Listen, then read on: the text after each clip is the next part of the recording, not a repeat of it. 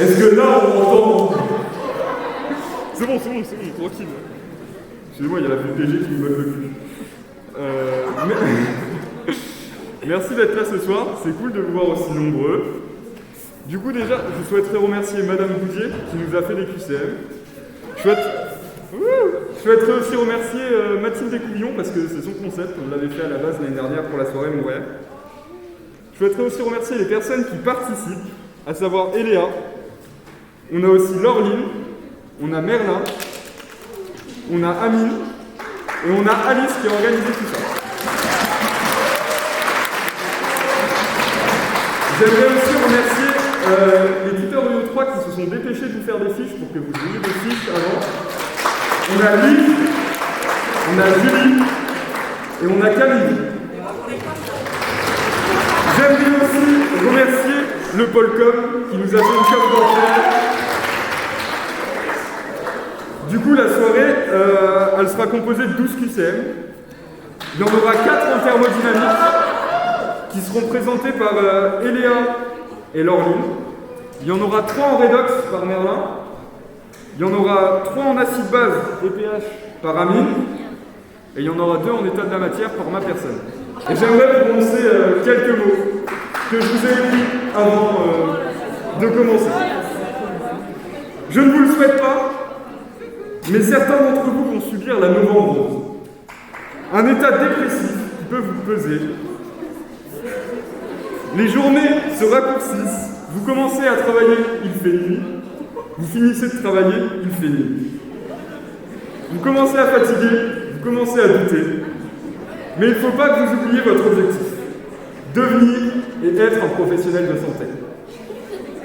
Quand on vous parle d'avenir, vous visez loin et vous visez grand.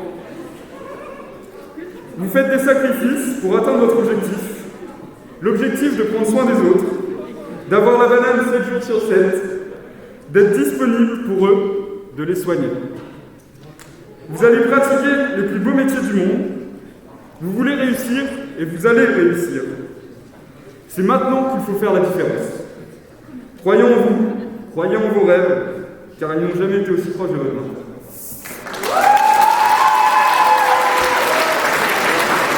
On peut commencer à présent. Salut tout le monde, du coup moi c'est Laureline, je suis une P2 Pharma et aujourd'hui je vais vous présenter la thermo, donc je vais avoir avec vous 2 QCM. On va interagir un petit peu ensemble, donc je vous demanderai parfois si QCM est vrai ou faux, de montrer votre pouce en l'air ou en bas, d'accord? Vous verrez, ça va aller.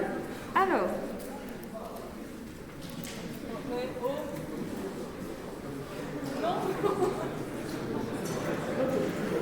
donc du coup, on va commencer. Si vous voulez. Merci. Alors, le QCM 11 de 2020-2021. Donc, la première chose que je vous conseille de faire, que ce soit en UE3, en UE2 ou n'importe quelle matière à calcul, c'est de mettre en évidence les informations importantes, comme je vous ai encadré en rouge. Donc là, dans ce QCM, on vous dit quoi? On vous donne une réaction CaCO3 qui donne du CO2 gaz plus du CaO solide. On donne aussi l'enthalpie qui est égale à 178 kJ par mol. Et on vous donne aussi tout plein de valeurs d'entropie et on va voir à quoi elles vont nous servir. Du coup, item A. La variation d'entropie standard est égale à 178 joules par Kelvin par mol. Alors cet item, il est faux. Et je vais tout d'abord commencer par vous donner la méthode pour résoudre un QCM de calcul. Donc pour résoudre un QCM de calcul, il faut d'abord regarder les unités. Ici, en l'occurrence, l'entropie, c'est bien en joules par Kelvin par mol. Donc ça, c'est bon. Et c'est seulement à partir de ce moment-là qu'on peut commencer le calcul. Donc pour calculer l'entropie, c'est un petit peu la même formule que la loi de Hess. C'est delta S total qui est égal à la somme des delta S des produits moins la somme des delta S des réactifs. Mais attention, vous devez bien prendre en compte l'équation, d'accord? Donc ça nous donne quoi? Donc ici, on vous donne delta S total qui est égal à delta S de CO2 plus delta S de CaO moins delta S de CaCO3. Prenez bien en compte l'équation qu'il y a ici. Donc CO2 gaz et CaO solide qui sont les produits, d'accord? Et delta S CaCO3 qui fait partie des réactifs ici. Les valeurs, elles vous sont données dans l'énoncé qui sont juste avant. Donc ça nous fait 214 plus 40 moins 93. Vu que vous n'avez pas de calculatrice le jour du concours, vous pouvez un petit peu arrondir. Et ça nous donne 141 joules par Kelvin par mol. On voit bien que 141, c'est pas du tout proche de 178. Quoi? D'accord. Bon, bah écoutez, ça fait 160, mais l'item quand même reste faux. Excusez-moi. Du coup, un petit point méthode, comment établir une équation de combustion en thermo? Parce qu'en fait, parfois, dans les QCM, on va vous donner un réactif, un composé. Donc, par exemple, on prendra ici le glucose. Alors, du coup, juste, je précise, prenez en photo le point méthode et écoutez mon explication, comme ça, ce sera plus simple. Ce qui est important à retenir, c'est la réaction globale de combustion. La réaction globale de combustion, c'est quoi? C'est le composé qu'on va vous donner dans l'énoncé, plus du dioxygène. Une réaction de combustion, ça réagit toujours avec du dioxygène, et ça donne toujours du dioxyde de carbone et de l'eau. Donc ici, si on prend l'exemple du glucose, qui est C6H12O6, ça nous donne comme équation globale glucose plus NO2 qui donne NCO2 plus NH2O. Donc comment on peut faire pour équilibrer ça? En 1, on équilibre les carbones. Pour cela, on se focus vraiment sur CO2. Donc on compte le nombre de carbone qu'il y a ici. Donc là, il y en a 6. Donc vous avez juste à mettre qu'il y a 6 carbones au niveau du CO2. En deuxième étape, on équilibre les hydrogènes. Donc on se focus sur H2O. Ici, vous voyez qu'il y a 12 hydrogènes. Donc là, vous devez en mettre 6. Pourquoi? Parce qu'il y a 2 hydrogènes, donc 12 divisé par 2, ça fait bien 6. Et en 3, on équilibre les oxygènes. Donc je vous ai mis un petit panneau, attention, pourquoi? Parce qu'on a plein de petits hydrogènes qui se baladent dans l'équation. Donc il faut d'abord prendre en compte le nombre d'oxygène qu'on a ici, le nombre d'oxygène qu'on a là, et le nombre d'oxygène qu'on a ici, qu'on va soustraire là. Je m'explique. Ici, on a 12 oxygènes. D'accord? Là, on en a 6. 12 plus 6, ça fait 18. 18 moins 6, ça fait 12. Donc 6 fois 2, 12. Ça nous fait 6 dioxygènes. Est-ce que ça va? Est-ce que c'est compris? Oui? Super. Du coup, item B. L'état standard du carbone correspond à l'espèce CO2 gaz.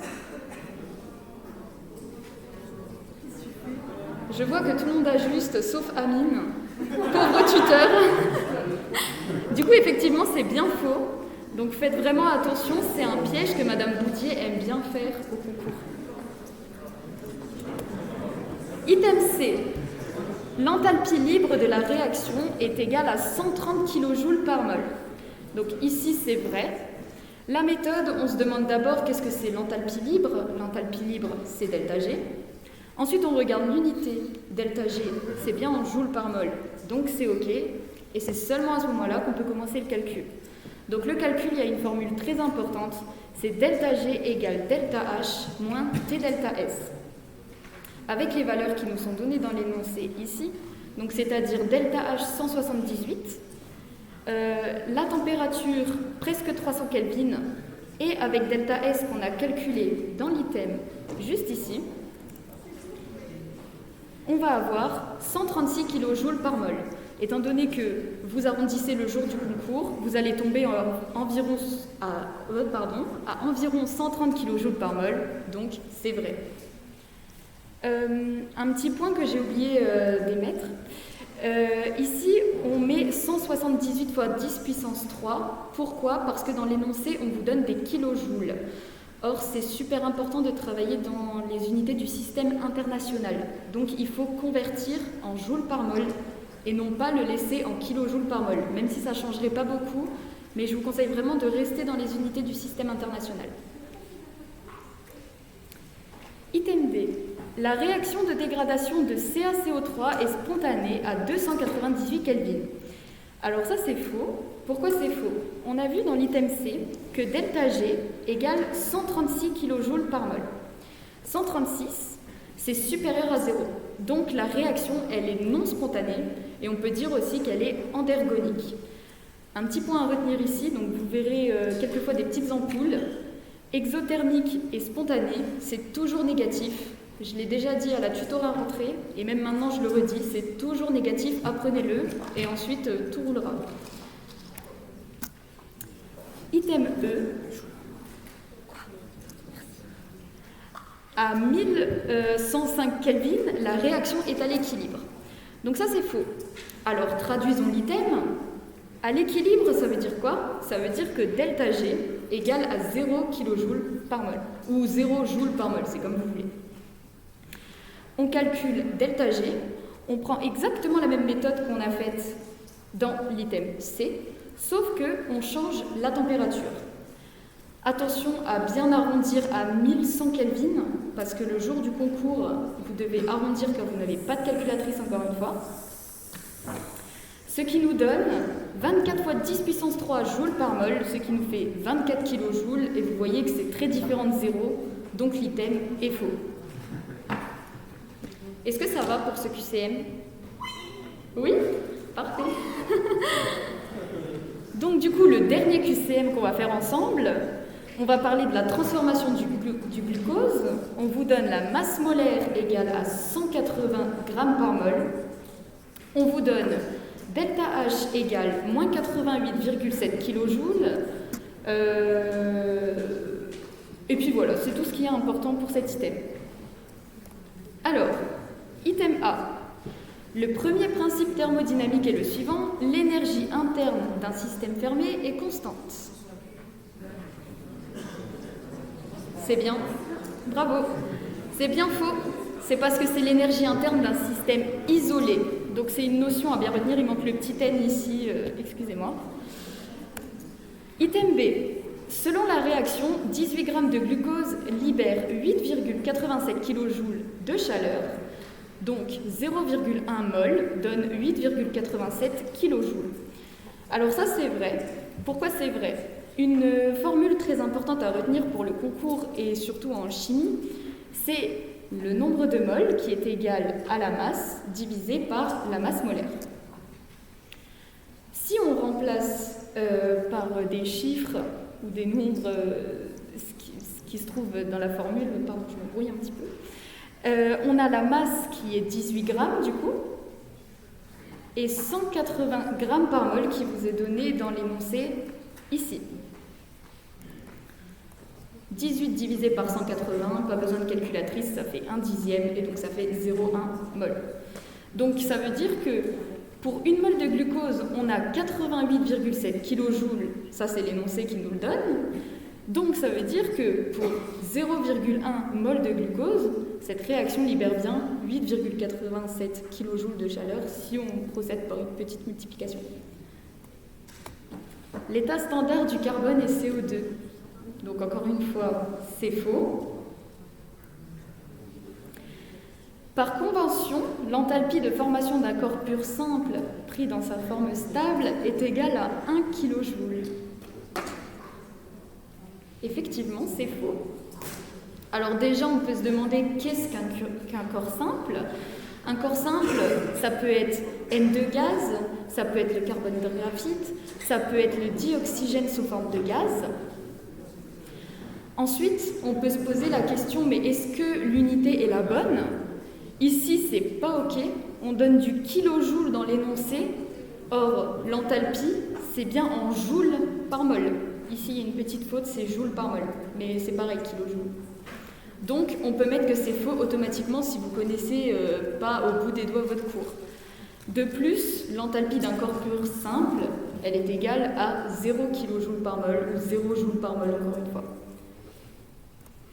Et item E, l'état standard est défini à une pression de 1 bar, Ça, c'est vrai. C'est une notion du cours à apprendre. Et puis voilà, j'ai fini. Est-ce que ça va? Oui? Bon, bah super. J'ai fini.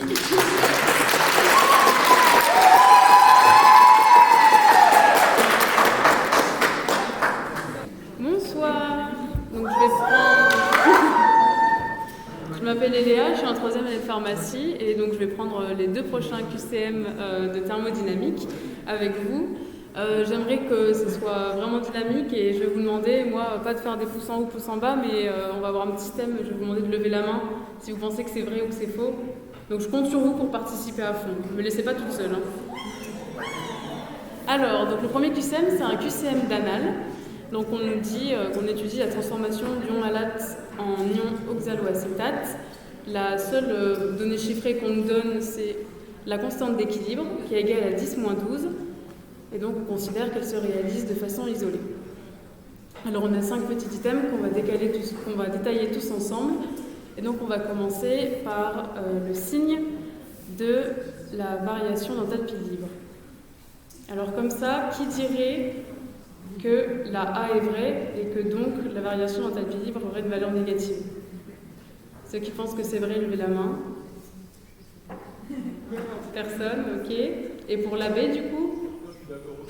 Ouais, vous êtes trop fort.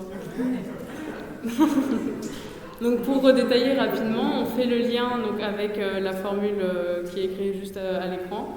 J'ai la flemme de vous la lire, voilà. On n'a pas besoin ici de calcul de valeur exacte, on va simplement raisonner avec le signe.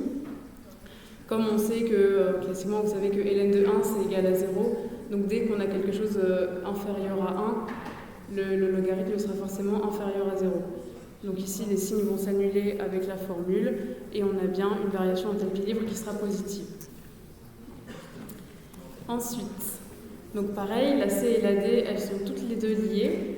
On nous demande si à l'état d'équilibre, on a plutôt des ions malates ou des ions oxaloacétates. Donc est-ce qu'on est plutôt en présence des réactifs ou des produits à l'équilibre? Donc pareil, qui pense que la C est vraie?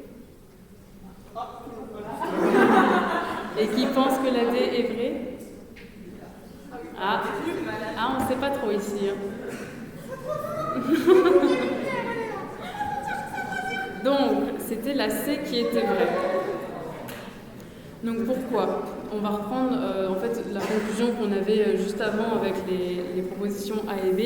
On sait que la variation d'enthalpie libre, elle est supérieure à 0. Et en fait, c'est écrit dans votre cours, c'est à savoir que quand vous avez une variation d'enthalpie libre qui est supérieure à 0, c'est les réactifs qui vont être favorisés à l'équilibre. Et donc, à l'inverse, si vous avez une variation d'enthalpie libre qui est négative, ça veut dire que c'est les produits qui sont favorisés à l'état d'équilibre. Et donc là, comme dans l'énoncé, on étudiait la transformation d'ion malate en ion oxaloacétate, on favorise les réactifs, et les réactifs ici, c'est les ions malates. Ok?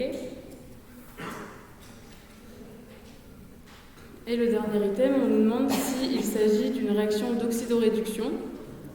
Alors, qui pense que c'est vrai?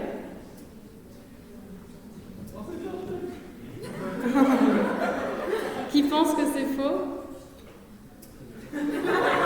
Qui ne sait pas, mais est quand même encore là? Ouais. Donc c'était bien vrai, il s'agit bien d'une réaction d'oxydoréduction. Parce que tout simplement, ça met en jeu des électrons entre les deux réactifs. Je vous ai détaillé la réaction sur l'écran. Vous n'avez pas besoin de la reprendre, vous aurez le diaporama, donc ne rushez pas à la reprendre. Mais donc on a bien un échange d'électrons qui se met en place. Est-ce que ça va pour ce QCM ou est-ce que vous avez des questions? Ça va? On passe au prochain. Le prochain QCM, c'est donc un QCM qui a été rédigé par professeur Didier. Donc c'est une petite exclusivité. Donc on a un gaz qui va se dilater dans une enceinte. La dilatation du volume, elle est de 500 ml. Et donc on nous indique la pression qui est exercée de 1,20 atmosphère. On nous précise qu'il n'y a aucune chaleur échangée et on nous donne de quoi convertir les litres par atmosphère en joules. Vous remarquez tout de suite qu'on nous demande de retrouver la proposition exacte. Donc c'est un QRE, il n'y en a qu'une seule proposition qui sera vraie. Donc de la même manière, on va détailler chaque item comme ce qu'on a fait précédemment. Alors, item A, on nous demande si le système réalise un travail. Oula! Je veux parler moins fort. Donc on nous demande si un système réalise un travail, alors il libère systématiquement de la chaleur. Qui pense que c'est vrai? Et qui pense que c'est faux? Voilà, impeccable, vous avez tout compris. Bon, je vous rappelle que l'énergie interne, c'est chaleur plus travail. Donc c'est bien deux choses distinctes. Je peux avoir des échanges de chaleur sans qu'il y ait du travail, et je peux avoir du travail sans qu'il y ait d'échange de chaleur. Pour le B, donc je vous ai remis l'énoncé en haut. Dans ces conditions, il s'agit d'un travail sans expansion. Qui pense que c'est vrai? Qui pense que c'est faux? C'est ça, impeccable. On nous précise bien qu'on a une dilatation ici du gaz dans l'enceinte, donc on a bien une expansion du gaz, une variation de volume, et donc la proposition est fausse. Alors la proposition suivante, on va nous demander de faire un calcul. Donc on nous demande si la quantité de travail effectuée est égale à 60,8 joules. Donc je vous ai remis les données de l'énoncé du coup que j'ai pu extraire. Donc on sait que la variation de volume, elle est de 0,5 litres. La pression atmosphérique, elle est de 1,2 atm. Et on nous donne de quoi convertir ça en joules. Je vais vous laisser 2 petites minutes, juste le temps que vous réfléchissiez un petit peu pour le calcul. Et après on le corrige.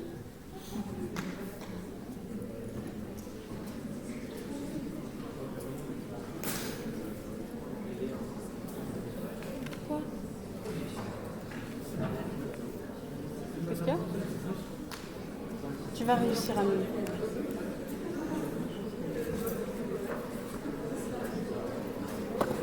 Ça va? Oui, ça va et toi? Posé là. C'est bon ta pizza? Bon, par contre. Ouais, la bonne vie.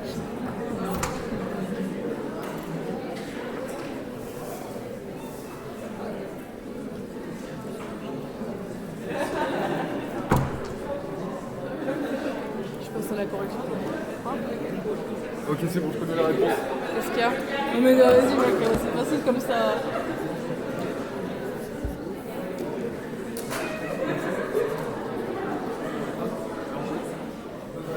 Ok, donc je pense que tout le monde a pu y réfléchir un petit peu.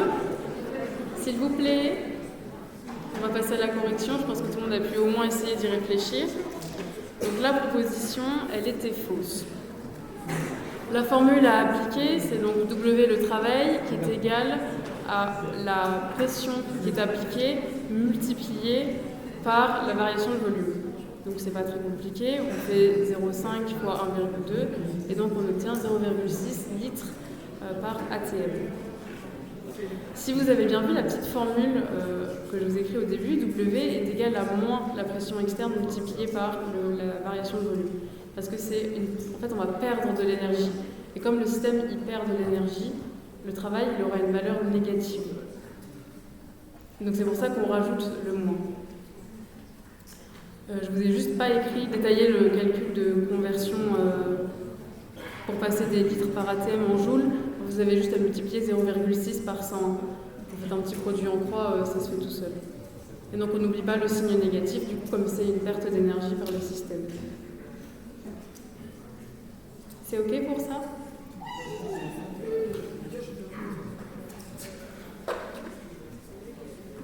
Donc, pour l'item D, cette fois-ci, on nous demande la valeur de la variation de l'énergie interne du système est égale à moins 60,8 joules. Donc, c'est en lien avec la proposition précédente. Qui pense que c'est vrai? Ok. Qui pense que c'est faux? C'était bien vrai. Comme je vous l'avais rappelé juste avant, la variation d'énergie interne, c'est égal à la chaleur plus le travail. Ici, dans l'énoncé, c'était précisé qu'on n'avait aucun échange de chaleur. Donc la chaleur, c'est Q est égal à 0. Et on n'a plus que notre variation de travail, qu'on a calculée juste avant et qui est égale à moins 60,8. Donc c'est bien vrai. Et la dernière proposition, L'énergie interne est une mesure du désordre. Normalement, c'est du cours. Qui pense que c'est vrai? Qui pense que c'est faux? Voilà, à l'unanimité. C'est l'entropie qui est une mesure du désordre. L'énergie interne, c'est juste le contenu total d'énergie d'un système. Donc voilà, c'en est fini pour la thermodynamique ce soir. Et je laisse ma place à l'oxydoréduction.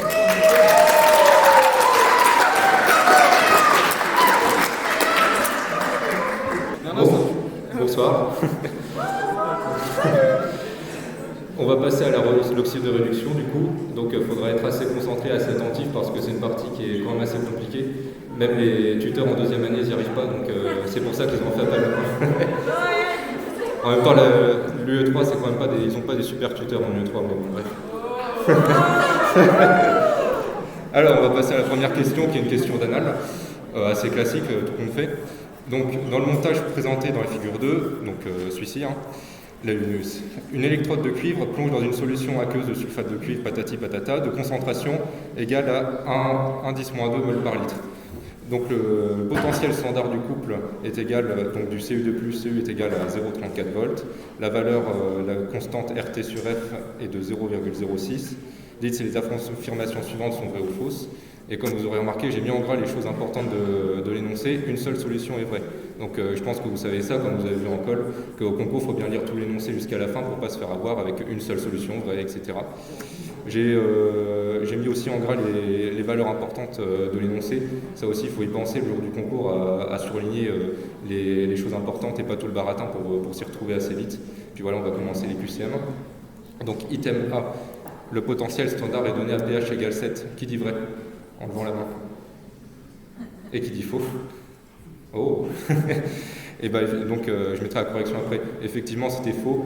C'est le potentiel standard il est donné à pH égale 0. Ça, c'est une notion du cours importante à connaître, tout comme l'item B d'ailleurs. Donc le potentiel standard est donné par rapport à l'électrode normale à hélium. Qui dit vrai? Et qui dit faux? Bon ben voilà. Évidemment, c'est par rapport à l'électrode normale à hydrogène. Je mettrai la correction après. Ensuite, le montage de la figure 2 correspond au montage expérimental d'une cellule électrolytique. Qui pense que c'est une cellule électrolytique? Et qui pense que c'est autre chose du coup? Oui, c'est une pile en effet. Donc les trois là étaient faux déjà, les trois premiers. Ensuite, en considérant que le compartiment contenant l'électrode de cuivre et la solution de sulfate de cuivre, le potentiel est égal à 0,28 volts. Bon bah là je vous laisse réfléchir, c'est un petit QCM de calcul, donc je vous laisse réfléchir quelques secondes. Vous avez tout sur l'énoncé.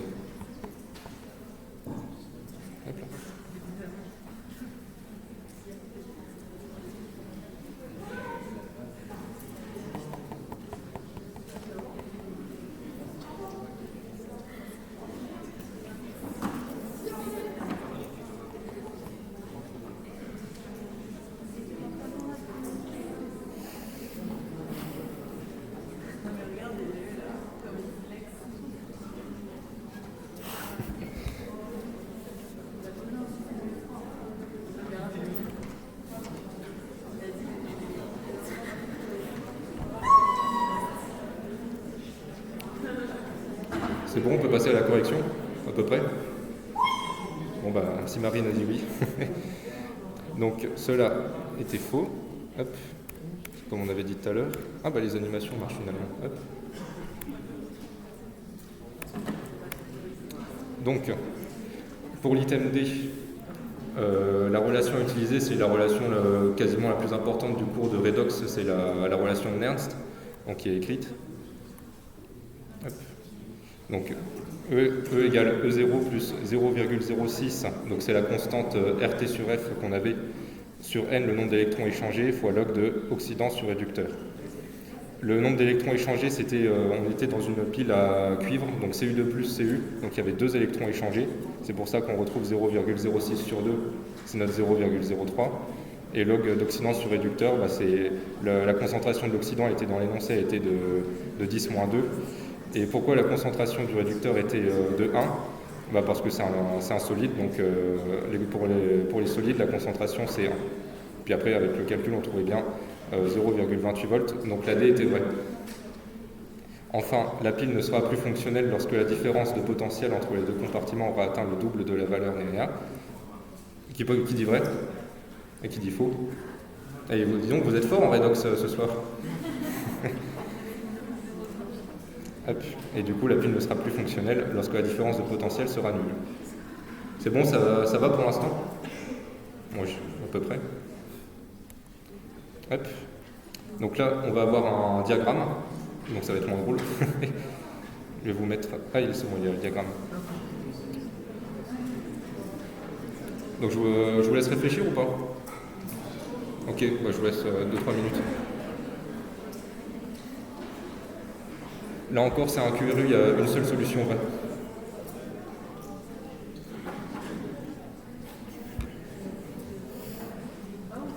Je te l'ai dit, je t'avais prévenu. Hein. Je t'avais prévenu.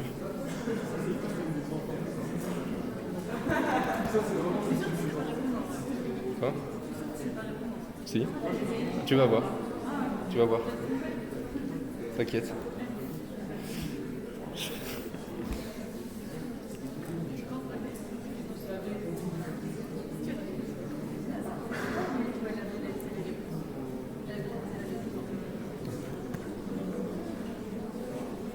C'est bon, on peut commencer la correction? Ouais. Hop, alors, ok. Alors, item A, pourquoi la constante d'ionisation du couple est égale à 1,27? Et pourquoi c'était faux? Alors déjà, la constante d'ionisation, vous l'avez vu dans votre cours, c'est le pKa, donc c'est par rapport aux propriétés acido-basiques. Et donc le pKa, c'est quand il y a 50% d'HClO et 50% de ClO-. Et sur le diagramme, on voit que c'est ici la limitation. Là, ici, il y a plus d'HClO que de ClO-, et ici, il y a plus de ClO- que d'HClO, mais là, sur la droite, ici, là, il y en a autant, il y a 50-50. Et du coup, on lit sur l'axe du pH et on trouve 7,5, ce qui est donc différent de 1,27, évidemment. Ensuite, item B a une valeur de pH égale à 7,5. Donc pH égale à 7,5, c'est ici, on regarde dans la ligne là. Et une valeur de potentiel égale à 1,43 volts. Donc 1,43 volts, c'est ici. Donc on croise, hein, évidemment. On trouve 50% sous forme HClO et 50% sous forme ClO-. Et du coup, bah, évidemment, vous avez bien vu qu'ici, quand on croise, on est bien sur la ligne de démarcation. Et donc il y a bien 50% des deux entités acido-basiques. Alors, item C, la valeur de la pente délimitant les zones de prédominance des espèces HClO et Cl-, donc c'est ici, c'est la pente là, est égale à 0,03 volts unité de pH. Alors là, il n'y a pas besoin de faire de gros calculs, c'est tout simple. On voit que la pente, elle est tout de suite, là on voit qu'elle est négative, vu qu'elle descend vers le bas. Donc, forcément, c'est forcément faux, puisque ici le signe est positif. Donc voilà. Ensuite, item D, l'équilibre entre les espèces Cl2 et Cl- est dépendant du pH. On va regarder. Hein. Cl2 c'est ici, Cl- c'est là, et la ligne de démarcation elle est ici. Et on voit que peu importe le pH, le potentiel il est le même, donc c'est bien indépendant du pH et non pas dépendant, puisque la ligne est horizontale, donc c'est indépendant du pH. Enfin, dernier item, le potentiel standard pour le couple HClO-Cl2 est égal à 1,43 volts. On regarde encore, HClO c'est ici, Cl2 c'est là, et le potentiel standard il est donné à pH égale 0, comme on avait vu dans l'item tout à l'heure, et du coup on lit 1,56 au lieu du 1,43. Donc bon, voilà, il n'y avait qu'une seule réponse vraie, c'était la B. Voilà. C'est bon, pour l'instant, c'est pas trop dur la paradoxe. Hop. Allez, je passe ça. Maintenant, donc, dernier QCM de Redox qui a été rédigé par Madame Goudier. Donc ça, c'est assez important. Soit les couples Redox suivants, avec les valeurs, retrouvez la proposition exacte de QRU. Puis je vous laisse encore 2-3 minutes. Dans le câble, s'il vous plaît.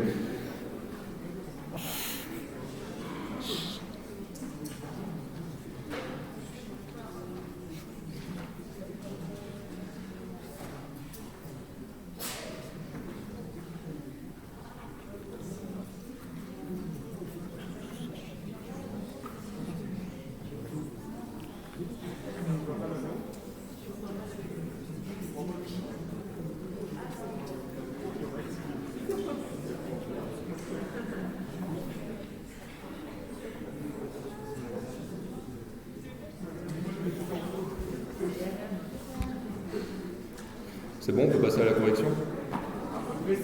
Un peu. Arrête de mettre la pression, Baptiste. Alors, hop. Normalement c'est ça. Donc la réponse vraie c'était la E. Donc, pourquoi la A était fausse? En fait, on utilise la règle de gamma. Et du coup, c'est le Fe3+, qui oxyde le cuivre, et le Cu2+, qui réduit le Fe2+, donc celle-là était fausse. Pareillement pour celle-là aussi, on procède à la règle de gamma, c'est la même chose. Le cation Fe3+, oxyde le Cu2+, bah non, le Fe3+, il oxyde le cuivre, et le Cu2+, réduit le Fe3+, en Fe2+. Ensuite, FeCl3 mis en solution réduit le zinc métallique. Alors, avec la règle de gamma, il ne le réduit pas, mais il l'oxyde. Voilà, c'est toujours le même truc, c'est la règle de gamma. C'est toujours celui du haut, il oxyde celui du bas, et celui du bas à gauche, il réduit celui du haut en haut à droite. Voilà.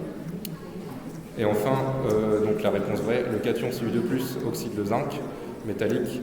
Bah, du coup, on voit bien avec la règle de gamma, le Cu2+, il oxyde le zinc, donc celle-là était vraie, il oxyde le zinc, et le zinc 2 réduit le cuivre 2 en cuivre. Voilà. Hop, tac, tac. Non, c'est pas ça. Voilà, donc c'est la fin de la redox, et puis on va passer aux états de la matière.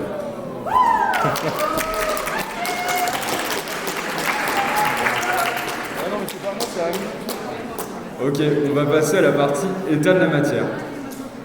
Vraiment, l'état de la matière, c'est le plus simple, c'est que du cours. Donc voilà le QCM fait par le professeur Boudier, du coup. Je vous ai surligné le lait, parce que du coup, il y a plusieurs bonnes réponses. On va commencer par l'item A. Une solution idéale est une solution concentrée. Je vous ai rappelé, c'est quoi la définition d'une solution idéale? Bon, je pense que vous savez lire, voilà. Du coup, une solution idéale, c'est quand la concentration des solutés elle tend vers 0. Ça veut dire que c'est vraiment l'opposé de concentré, c'est une solution diluée. Donc déjà, cet item, il est faux. Ensuite, l'item B, on nous demande la valeur du coefficient d'activité tend vers 1 dans un système idéal. Donc pour ça, je vais vous rappeler la formule de l'activité d'un composé J. Donc c'est le produit du coefficient d'activité J par la fraction molaire / pression partielle ou concentration de J. Donc le coefficient d'activité tend vers 1 pour tout système idéal, donc pour un gaz parfait ou pour une solution idéale. Ça c'est du cours aussi, c'est pareil, c'est à connaître. Okay. Le mélange éthanol-eau est un mélange idéal. Donc là, la définition, elle nous dit clairement que ce n'est pas un mélange idéal parce que les interactions ne sont pas identiques entre le produit A et le produit B, ou AA et AB. On voit par exemple ici sur le schéma AB que l'oxygène de l'eau attire bien plus les hydrogènes de l'éthanol, qui sont ici, que les autres hydrogènes de l'eau. Voilà, c'est bon, tranquille. Dans un mélange idéal, le volume des deux liquides X et Y est égal à la somme d'un volume du liquide X et d'un volume Y pour des quantités de matière X et Y est égale à 1. Donc là, du coup, ça c'est une formule que le professeur Boudier vous donne. Donc un volume total est égal au produit de la quantité de matière et du volume de ce produit. Et on additionne à ça la quantité de matière et le volume d'un autre produit. Sauf que ici, du coup, elle nous précise pour des quantités de matière est égale à 1. Donc on a Na et Nb qui sont égales à 1. Donc on a un total de 1 fois Va, donc Va, plus 1 fois Vb. Donc c'est égal à Va plus Vb. Donc l'item est vrai. Un polymorphe cristallin est idéal. Idéal, ça va être le plus stable possible, sans interaction.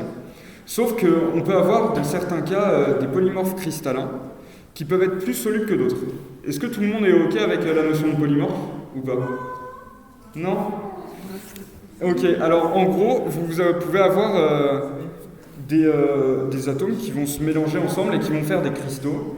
Donc c'est-à-dire qu'ils vont adopter une conformation particulière, bien arrangée et bien organisée.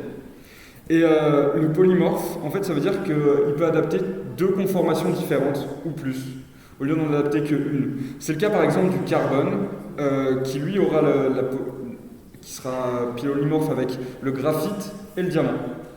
Du coup, voilà. Et du coup, par exemple, dans certains cas de médicaments, on a des médicaments qui, du coup, ont leur solubilité augmentée selon leur réseau cristallin. Est-ce que, du coup, c'est bon pour vous? Oui. Parfait. Du coup, là, on passe sur un QCM d'anal. Pareil, c'est que du cours. C'est vraiment des points cadeaux, ça. Du coup, là, c'est un QCM d'anal de l'année dernière, de PASS. C'est le QCM 13. Ici, je vous ai surligné là, parce qu'il n'y a qu'un item qui est juste. Du coup, un cristal de cuivre organisé selon une maille cubique à face centrée. Retrouvez la proposition exacte. C'est très simple. Je vous fais un petit rappel. Un cube, c'est comme un dé, ça a 6 faces. Non, mais qu'on soit OK, parce qu'il y a des questions là-dessus. Un cube, c'est comme un dé, c'est 6 faces. Et on compte le nombre d'atomes / morceaux d'atomes qui sont dans le cube pour compter le nombre d'atomes qu'il y a dans le cube. Donc par exemple, dans la maille cubique simple, on voit qu'on a à chaque fois 1/8 qui est en bas à chaque coin. Et on a 8 coins, ce qui fait un atome. Là, pareil, on a une maille cubique 5, mais en plus, on a un atome en plein milieu, ce qui fait qu'on a 2 atomes pour cette maille. Et ici, par contre, on a au centre de chaque face, on a une moitié d'atome, donc ça nous fait 6 demi, donc ça nous fait 3, plus 1 à chaque fois pour les coins. Est-ce que tout le monde est OK avec ça? Oui, en vrai, ça va, c'est super simple. Du coup, l'item A, dans cette maille, le cristal possède un atome central, il est à face centrée, donc il n'a pas d'atome central. C'est vraiment cadeau. Dans cette maille, un atome est disposé au centre de chaque face, évidemment, puisqu'il est à face centrée. Là, normalement, au concours, du coup, vous voyez ça, vous savez que c'est la réponse juste, c'est un QRU. Tout le reste, vous mettez faux, vous perdez pas de temps, vous lisez même pas. Mais là, on va lire parce qu'on est des frérots. Cette maille, elle possède 8 faces. On vous dit que c'est un truc cubique. Est-ce qu'un cube a 8 faces? Non, il en a 6. Vous voyez, vraiment, c'est super simple. Chaque maille est constituée par 2 atomes. Du coup, je vous ai fait le détail dans le rappel. Une maille cubique simple, c'est un atome. Une maille cubique centrée, c'est 2 atomes. Et une maille cubique à face centrée, c'est 4 atomes. Ici, on est dans une maille cubique à face centrée, donc 4 atomes. Et le cuivre est un cristal amorphe. Et en fait, amorphe et cristallin, c'est des antonymes. On ne peut pas dire que quelque chose est désorganisément organisé. Enfin, ça se dit pas. Du coup, en fait, on ne peut pas être un cristal qui est amorphe. Amorphe, c'est le désordre. Le cristal, c'est ordonné, c'est bien rangé. On ne peut pas être les deux. Donc ça n'existe pas. C'est totalement faux. Est-ce que vous avez des questions sur la partie état de la matière? Est-ce que ça a été? Oui, c'est que du cours, c'est gratuit.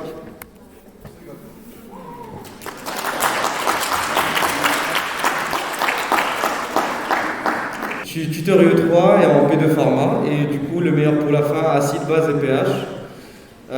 Franchement, c'est pas si compliqué que ça si vous connaissez les formules et que vous lisez bien les QCM, on va voir ça.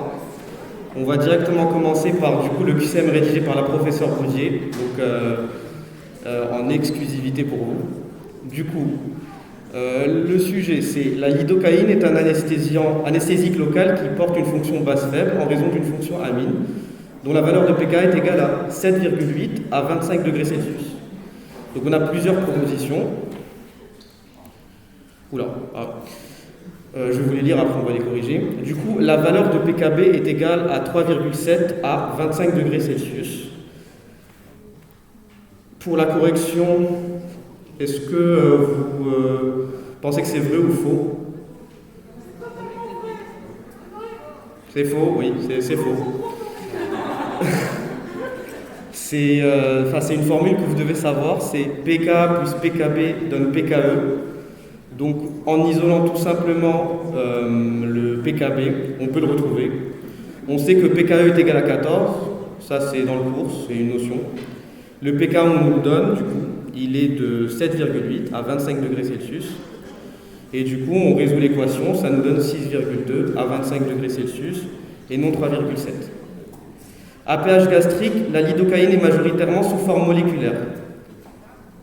Est-ce que vous pensez que c'est vrai ou faux? Je rappelle, le pH gastrique, il se situe entre 1,5 et 3. Vrai, pousse comme ça, faux, pousse comme ça.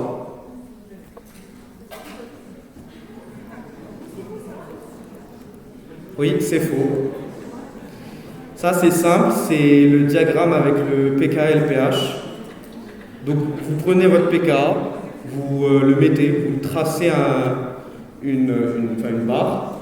Et après, vous voyez en fonction du pH. Si le pH est inférieur au pKa, ça va être sous la forme protonée. C'est comme pour les protéines avec le professeur Namo. Et si le pH est supérieur au pKa, ça va être la forme déprotonée. Là, vu qu'on est sur une fonction amine, c'est une base faible. Et la formule de la base faible, c'est BH+. Donc quand c'est protoné, c'est sous forme ionisée. Et quand c'est déprotoné, c'est sous forme moléculaire. Donc le QCM, là c'était des petites explications, mais du coup, le QCM nous a dit qu'à pH gastrique, la lidocaïne est majoritairement sous forme moléculaire.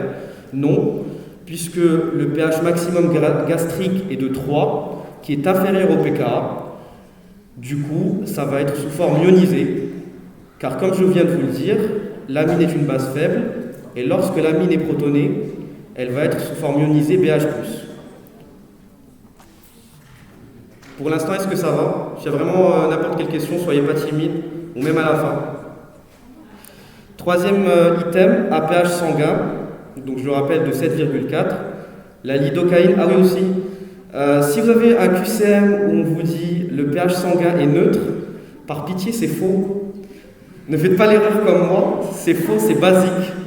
On peut croire que c'est neutre, mais c'est basique. Voilà. Donc à pH sanguin, la lidocaïne coexiste sous forme moléculaire et sous forme ionisée. Donc là aussi, c'est encore le diagramme avec les pH et les pKa. On sait que le pKa est à 7,8. Bon, l'item est vrai. Donc le pKa est à 7,8 et le pH sanguin est à 7,4, donc environ égal au pKa de la fonction amine. Et on sait, donc c'est une notion dans le cours, que lorsque le pH est égal au pKa, il y a autant de formes moléculaires que ionisées. Donc l'item est vrai. Ça va? Super. Pour le quatrième item, la forme ionisée de la lidocaïne est chargée négativement.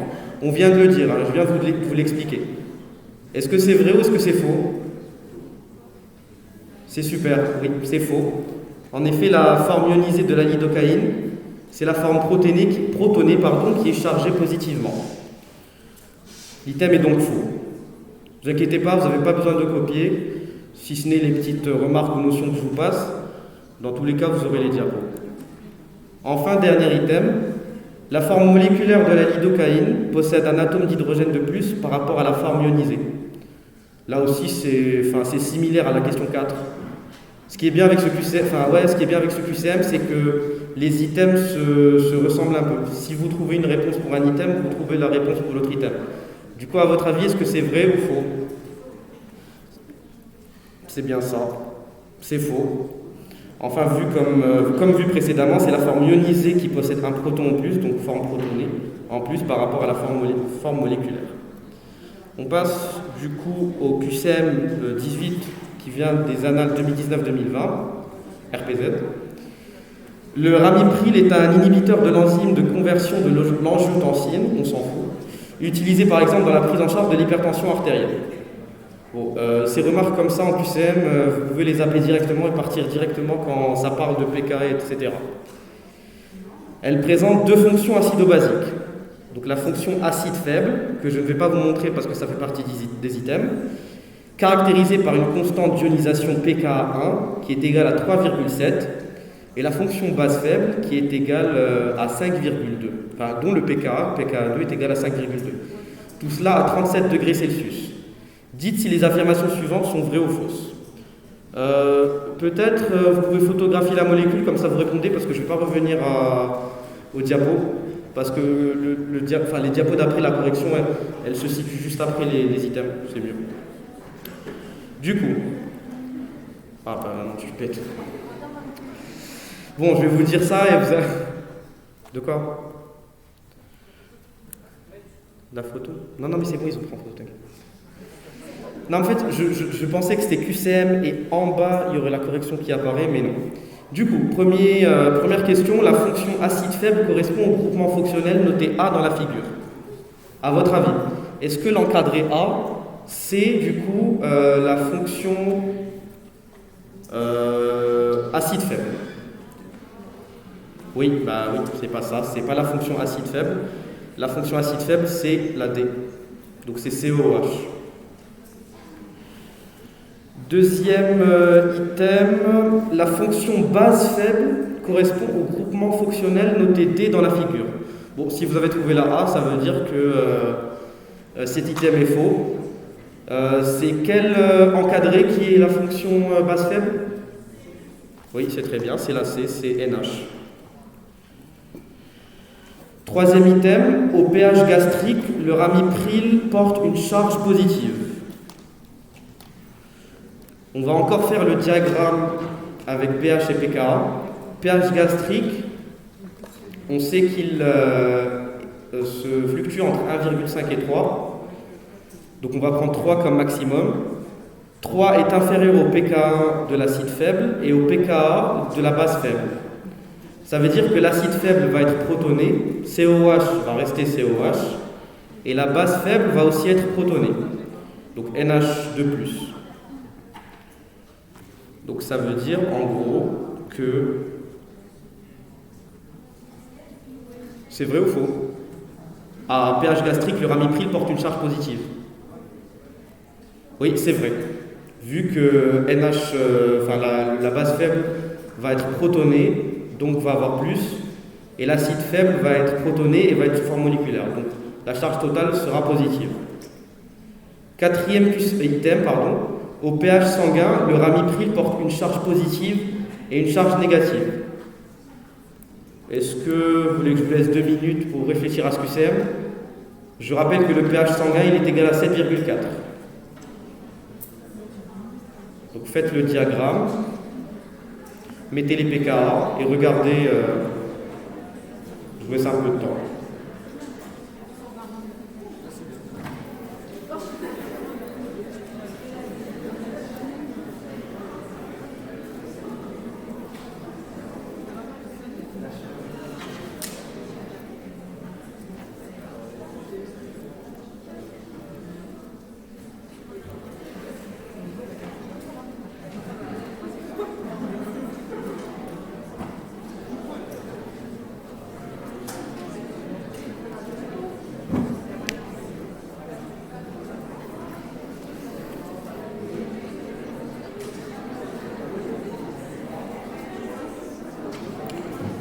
Donc, je rappelle que le pH sanguin est égal à 7,4.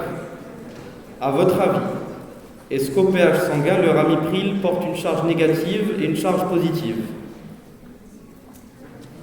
Si c'est vrai, pouce en haut. Si c'est faux, pouce en bas.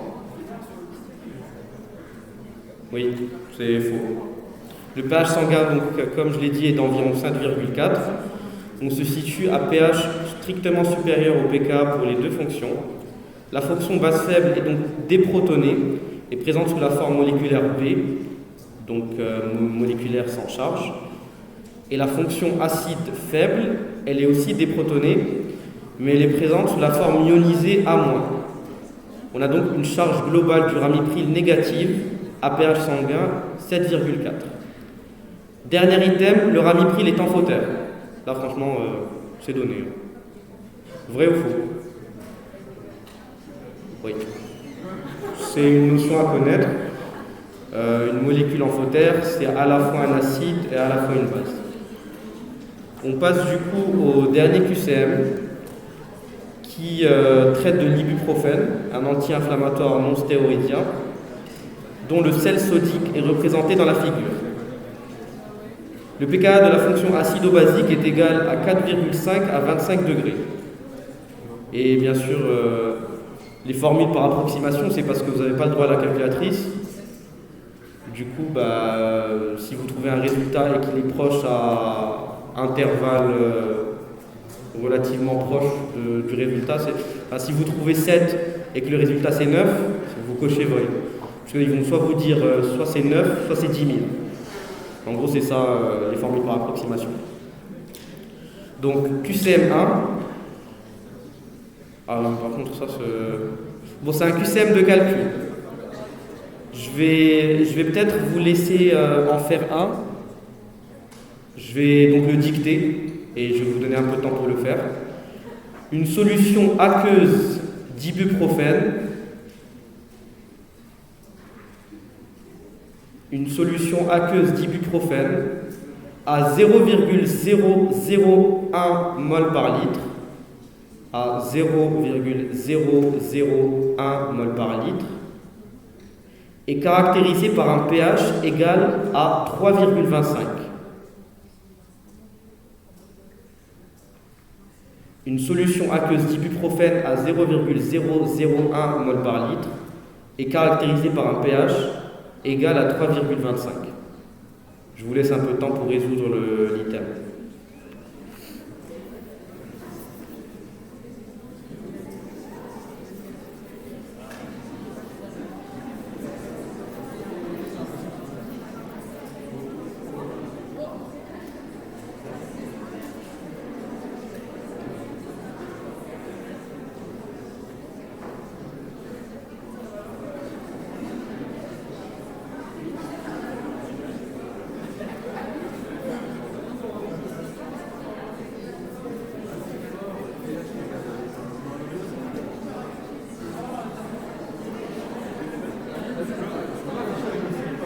Quoi?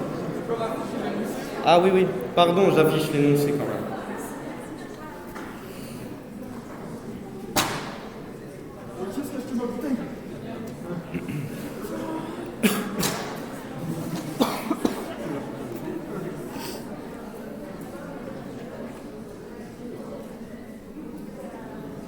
Est-ce que ça va ou est-ce que je vous laisse un peu plus de temps?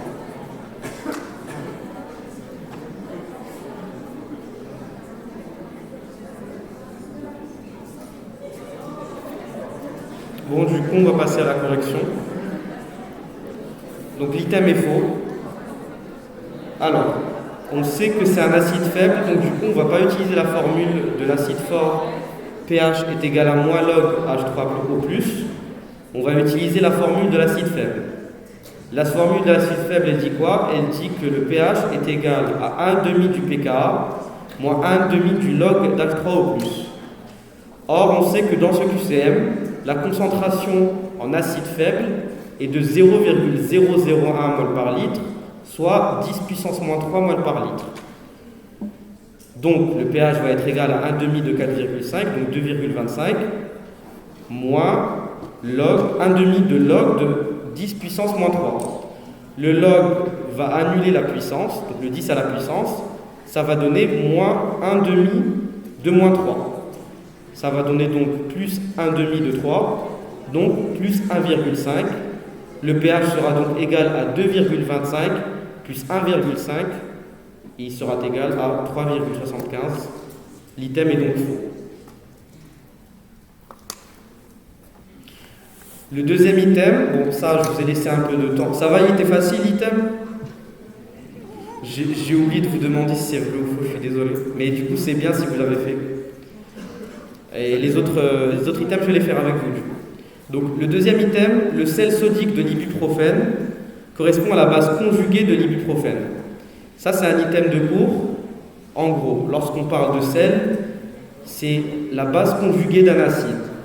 Et lorsqu'on dit sel sodique, sodique ça vient de sodium, c'est lorsque l'acide faible va se déprotoner, il y aura un ion Na+, qui va remplacer donc, l'ion H+, ça va donner l'ion sodique, donc ici le sel sodique de l'acide faible, CONA. L'item est donc vrai. Ça c'est vraiment du cours. Il n'y a pas de logique, enfin, il n'y a pas de raisonnement. Item 3, le pH d'une solution aqueuse contenant le sel sodique d'ibuprofène à 10 puissance moins 3 mol par litre est égal à 7,75. Contrairement au premier item, ici on parle du sel sodique et non de l'acide faible. On parle donc de la base faible conjuguée de l'acide faible. La base faible conjuguée, c'est une base faible, donc on va utiliser une autre formule.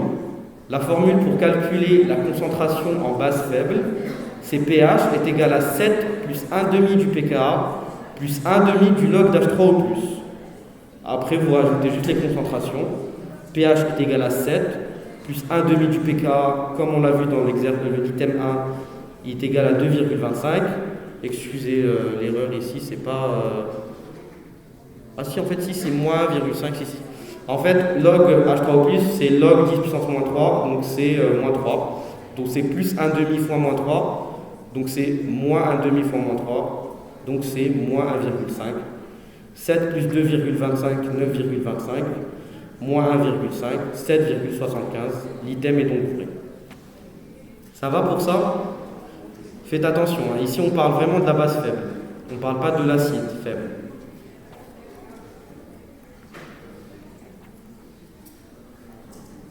Quatrième item, si on solubilise le sel sodique d'ibuprofène dans l'eau, le pH de la solution est acide. Encore une fois, on joue avec les mots. On parle bien du sel sodique. On ne parle pas de l'acide faible. Donc c'est faux. Vu que c'est une base faible, si on la solubilise, donc si on la dissout dans de l'eau, la solution va devenir basique. C'est simple, si vraiment vous avez compris la notion de sel, c'est QCM, vraiment c'est de l'eau. Sans mauvais jeu de mots. Enfin, dernier item, dans une solution aqueuse à pH est égal à 4,5, l'ibuprofène est retrouvé majoritairement sous sa forme moléculaire. Donc là c'est bien parce que c'est un QCM complet, c'est des calculs du cours et le diagramme. Ici vous allez encore faire le diagramme. Donc on a le pK de l'ibuprofène qui est égal à 4,5 à 25 degrés Celsius. On a ici une solution aqueuse à pH est égal à 4,5. On sait que si le pH est égal à pK, il y aura autant de formes moléculaires que de formes ionisées. On peut donc en déduire que l'item est faux, car l'item dit qu'il y a majoritairement des formes moléculaires. Or, c'est faux. Voilà, je vous remercie d'avoir assisté à cette soirée. Petit mot du coup pour clôturer, tout ce qui est diaporama et tout ça, on vous les mettra sur tuto web. Et merci beaucoup d'être venus. On va mettre un sondage de satisfaction, voir si ça vous a plu et si on doit en faire. Je sais pas du coup comment vous avez apprécié. Et puis, bonne soirée à vous, on se revoit.